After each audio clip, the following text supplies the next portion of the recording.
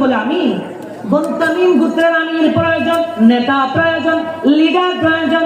বনু তামিম গোত্রের কিছু সংখ্যক লোক আমার নবীর দরবারে এসে বলে বনু তামিম গোত্রের আমির প্রয়োজন, লিডার প্রয়োজন, আপনি একজন লিডার নির্বাচন করে দেন। সুবহানাল্লাহ। রাসূলুল্লাহর প্রিয় সাহাবী আবু বকর সিদ্দিক রাদিয়াল্লাহু তাআলা আনহু বনু তামিম গোত্রের আমির যদি, বনু তামিম গোত্রের লিডার যদি, বনু তামিম গোত্রের নেতা যদি কাকা ইবনে মাবুদকে বানানো হয়, বনু তামিম গোত্রের জন্য ভালো হবে। অপরদিকে রাসূলুল্লাহর প্রিয় সাহাবী ওমর ফারুক রাদিয়াল্লাহু তাআলা আনহু বলেন, নবী গো, বনু তামিম গোত্রের আমির যদি, লিডার যদি, নেতা যদি আকরা ইবনে হাবিসকে বানানো হয়, বনু তামিম গোত্রের জন্য ভালো হবে। দুইজন জান্নাতের সার্টিফিকেট প্রাপ্ত সাহাবী দুইটা প্রস্তাব রেখেছে। কয়টা? জোরে বলেন কয়টা? দুইজন সাহাবী দুইজনের নাম প্রস্তাব করেছে। সুবহানাল্লাহ বলেন। আবু বকর বলে, ওমর, আমি যার কথা বলেছি তিনি ইশারা, তাকে যদি বনু তামিম গোত্রের আমির বানানো হয়, তাকে যদি বনু তামিম গোত্রের লিডার বানানো হয়, তাকে যদি বনু তামিম গোত্রের নেতা বানানো হয় রে, বনু তামিম গোত্রের জন্য ভালো হবে। ওমর ফারুক রাদিয়াল্লাহু তাআলা আনহু বলে, ও আবু বকর, শোনো শোনো, আমি যার কথা বলেছি তিনি ইশারা, তাকে যদি বনু তামিম গোত্রের আমির, লিডার, নেতা যদি তাকে বানানো হয়, বনু তামিম গোত্রের জন্য ভালো হবে। এই দুই সাহাবী কথা বলতে বলতে এক সময় আমার নবীর কণ্ঠ মুবারকের চাইতে দুই সাহাবীর কণ্ঠের আওয়াজ উঁচু হয়ে যায়, বড় হয়ে যায়। আল্লাহু আকবার। আমার আল্লাহ শুনতে পারলেন না, আল্লাহ তাআলা নিতে পারলেন না। সাথে সাথে 26 নম্বর পারা সূরা হুজরাতের 2 নম্বর আয়াত নাযিল করে দিলেন, লা তারফাউ আসওয়াতাকুম ফাওকা সাওতিন নবী। আল্লাহু আকবার।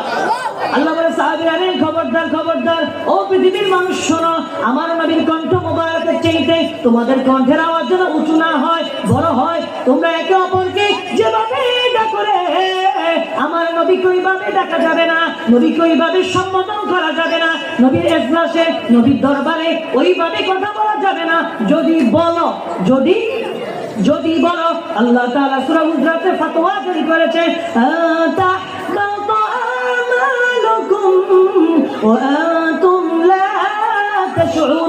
তোমাদের আমলগুলো নষ্ট হয়ে যাবে, তোমরা কেউ উপলব্ধিও করতে পারবে না। আল্লাহু আকবার। ভাইরা আমার বন্ধুরা, তাহলে নবীর শান আছে না নাই? জোরে বলেন, আছে না নাই? বলেন আমার সাথে, পড়েন, লামিয়া তেনাজিরু কাফি নাজরিন মিসলে দুনা শুদে ফায়দা জানা। সকলে পড়তে পারবেন তো আমার সাথে? লামিয়া তেনাজিরু কাফি নাজরিন মিসলে দুনা শুদে ফায়দা জানা। জগরাজ কোথা যে তোরে সারে সু है तुझको शाहिद चारा जाना। बोलना, या रसूल अल्लाह या हबीब अल्लाह, या रसूल अल्लाह, या रसूल अल्लाह या हबीब अल्लाह, या रसूल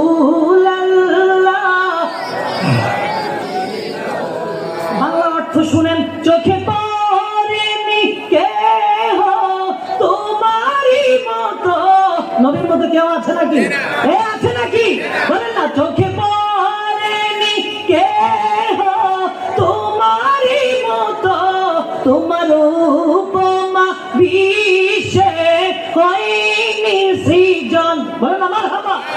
গোটা বিশ্বের রাজ মুকুট তোমার শিরে। বলেন না, ইয়া রাসূলুল্লাহ।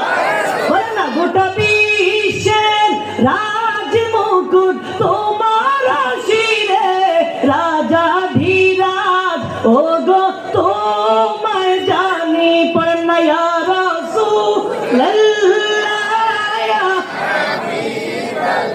আশিকে রাসূল তার আওয়াজ নাই, বলে না ইয়া রাসূল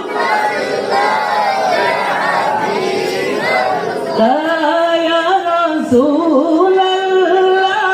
ইয়া হাবিবাল্লাহ ইয়া রাসূল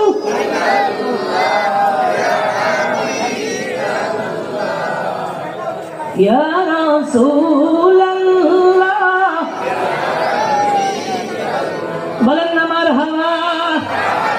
কষ্ট হচ্ছে আপনাদের? আমার আরো 10 মিনিট সময় আছে, মারহাবা পড়ে তারপর হুজুর আলোচনা করবে। নির্ধারিত একটা সময় দেওয়া আছে, তো ওই সময় আমি ছেড়ে দেবো, 1 মিনিট বেশিও নিব ইনশাআল্লাহ। তাহলে আমার বন্ধুরা, আমার যে কথা বলতেছিলাম, তাহলে নবীর দরবারে কণ্ঠের আওয়াজ কি উঁচু হবে না নিচু হবে? তাহলে আমার বন্ধুরা, আমার আল্লাহ নবী রাহমাতুল লিল আলামিন কেমন নবী চিন্তা করাও যায় না, কল্পনাও করা যায় না। আল্লাহ তাআলা বলেছেন, ইন্নাল্লাযীনা ইয়াগুদ্দুনা আসওয়াতাহুম ইনদা রাসূলিল্লাহ উলাইকা আল্লাযীনা ইমতাহানা আল্লাহু কুলুবাহুম লিত্তাকওয়া লাহুম মাগফিরাতুন ওয়া আজরুন আযীম। পৃথিবীর মানুষেরা রে, যারা আমার নবীর দরবারে তাদের কণ্ঠস্বর নিম্ন করে, নিচু করে, তারা ওই সকল লোক যাদেরকে আল্লাহ তাআলা তাকওয়ার জন্য, তাদের তাকওয়ার জন্য, তাদের অন্তরকে আল্লাহ তাআলা তাকওয়ার জন্য পরীক্ষা করে নিয়েছেন। সুবহানাল্লাহ। লাহুম মাগফিরাতুন ওয়া আজরুন আযীম, তাদের জন্য রয়েছে ক্ষমা ও মহাবিনিময় তথা আমার আল্লাহর জান্নাত। লাহুম মাগফিরাতুন ওয়া আজরুন আযীম, এই আয়াতের ব্যাখ্যায় ইমাম জালালউদ্দিন মহল্লি তাফসীরে জালালাইনে লিখেছেন, আল জান্নাহ অর্থাৎ মহাবিনিময় হলো আল্লাহর জান্নাত। সুবহানাল্লাহ। যারা নবীর দরবারে যারা তাদের কণ্ঠস্বর নিম্ন করবে, নিচু করবে, তারা ওই সকল লোক যাদের তার অন্তরকে আল্লাহ তাআলা তাকওয়ার জন্য নির্বাচন করেছেন। লাহুম মাগফিরাতুন ওয়া আজরুন আযীম, এবং তাদের জন্য রয়েছে মহাবিনিময় তথা আমার আল্লাহর জান্নাত। জান্নাত দেখেছেন নাকি? বেহেশত দেখেছি আমরা? কেউ বলতে পারবে? পৃথিবীর কোন মুফতি মুহাদ্দিস বলতে পারবে জান্নাত দেখেছি? জান্নাতটা কেমন হবে? জানার দরকার আছে না? একটা হাদিস বলুন। ভাইরা আমার, বন্ধুরা আমার, হাফিজুল হাদিস আল্লামা ইমাম নববী রাহমাতুল্লাহ আলাইহি ওনার বিখ্যাত হাদিসের কিতাব রিয়াদুস সালিহিন মিন কালামি সাইয়্যিদিল মুরসালিন সাল্লাল্লাহু আলাইহি ওয়াসাল্লাম, এই কিতাবের শেষের দিকে হাদিস নকল করেছেন, আ'আদাতুল ইবাদিয়াস সালিহিন, আল্লাহ রাব্বুল আলামিন ওনার মুত্তাকি বান্দার জন্য, মুমিন বান্দাদের জন্য এমন জান্নাত তৈরি করে রেখেছেন, মা লা আইনুন রাআত, যা পৃথিবীর কোন চোখ দেখে না, ওয়ালা উযুনুন সামিআত, যা পৃথিবীর কোন কান শোনে না। আল্লাহ তাআলা মুত্তাকি বান্দাদের জন্য কেমন জান্নাত তৈরি করে রেখেছেন, ওয়ালা খাতারা আলা কলবি বাশার, মানুষের এই অন্তর দিয়েও কল্পনা করতে পারে না।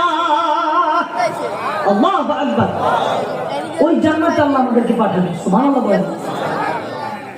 ভাইরা আমার, বন্ধুরা আমার, এজন্য আমাদেরকে রাসূলুল্লাহর সুন্নাত তরিকা চলার দরকার আছে না নাই? রাসূলুল্লাহর আদর্শ মেনে চলার দরকার আছে না নাই? আল্লাহ আমাদের সকলকে খাঁটি আশিক হিসেবে কবুল করুন, আমিন। বনু তামিম গোত্রের কিছু বেদুইন একদিন আমার নবী হুজরার মধ্যে আমার নবী রেস্ট নিচ্ছেন, হুজরার মধ্যে রয়েছেন। বনু তামিম গোত্রের কিছু সংখ্যক বেদুইন আমার নবীকে ওনার হুজরার পেছন থেকে ডাকতে শুরু করলো, ইয়া মুহাম্মদ, ইয়া মুহাম্মদ উখরিজ ইলাইনা, ও মুহাম্মদ ঘরে আছুনি, ও মুহাম্মদ বাসায় আছুনি, উখরিজ ইলাইনা, বের হয়ে এসো। নাউযুবিল্লাহ বলেন। ভাইরা আমার, বন্ধুরা আমার, আল কোরআন 114টা সূরা, 6666 আয়াত, মতান্তরে কম বেশি হতে পারে। এই এত আয়াতের মধ্যে, এত সূরার মধ্যে আল্লাহ তাআলা কোথাও নবীকে ইয়া মুহাম্মদ বলে ডাকে না। আল্লাহ তাআলা আমার নবীকে নাম ধরে ডাকে না। কুরআনুল কারীমে কিফায়াতুত তালিবুল লাবিব ফি খাসাইসুল হাবিব, খাসাইসুল কুবরার প্রথম খণ্ডে হাফিজুল হাদিস আল্লামা জালালউদ্দিন সুয়ুতী রাহমাতুল্লাহ আলাইহি হাদিস নকল করেছেন। আল্লাহ তাআলা কুরআনুল কারীমে প্রত্যেকজন নবীকে নাম ধরে ডেকেছে। কয়জন? জোরে বলেন, কতজন? আল্লাহ বলে, ইয়া ইব্রাহিম কদ সাদ্দাকতার রুইয়া, আল্লাহ বলে, ইয়া মূসা ইন্নানি আনাল্লাহ, আল্লাহ বলে, ইয়া ঈসা, ইয়া ইয়াহইয়া। এভাবে আল্লাহ তাআলা নাম ধরে ডেকেছে প্রতিজন নবীকে। কিন্তু যখন আমার নবীকে ডাকবে, আমার নবী হেরা গুহা থেকে এসেছে, বলে, আয়েশা রে বলে খাদিজা রে, আমার শরীরে প্রচন্ড জ্বর, আমাকে কম্বল পরে দাও, কম্বল গায়ে দিয়ে দাও। আমার নবীকে খাদিজাতুল কুবরা রাদিয়াল্লাহু তাআলা আনহা কম্বল পরিয়ে দিলেন। আল্লাহ তাআলার এই জিনিসটা এত ভালো লেগেছে, আল্লাহ তাআলা বলে, আল্লাহ তাআলা নাম ধরে ডাকে না, আল্লাহ বলে ইয়া আইয়ুহাল মুজাম্মিল, ও কম্বল আবৃত নবী। আল্লাহু আকবার। তাহলে আল্লাহ কি নাম ধরে ডেকেছে নাকি লকব টাইটেল দিয়ে আর টাইটেল সহকারে ডেকেছে? নবী কম্বল গায়ে দিয়েছে, চাদর গায়ে দিয়েছে। আল্লাহ বলে ইয়া আইয়ুহাল মুজাম্মিল, ও কম্বল আবৃত নবী। সুবহানাল্লাহ। ভাইরা আমার, বন্ধুরা আমার, যখন বনু তামিম গোত্রের বেদুইনরা আমার নবীর হুজরার পেছন থেকে ওনাকে ডাকতে শুরু করলো, ইয়া মুহাম্মদ উখরিজ ইলাইনা, ও মুহাম্মদ ঘরে আছুনি, ও মুহাম্মদ বাসায় আছুনি, উখরিজ ইলাইনা, বের হয়ে এসো। আল্লাহর কাছে জিনিসটা পছন্দ হয় নাই, আল্লাহর কাছে ভালো লাগে নাই। আল্লাহ তাআলা আয়াত নাযিল করে দিলেন।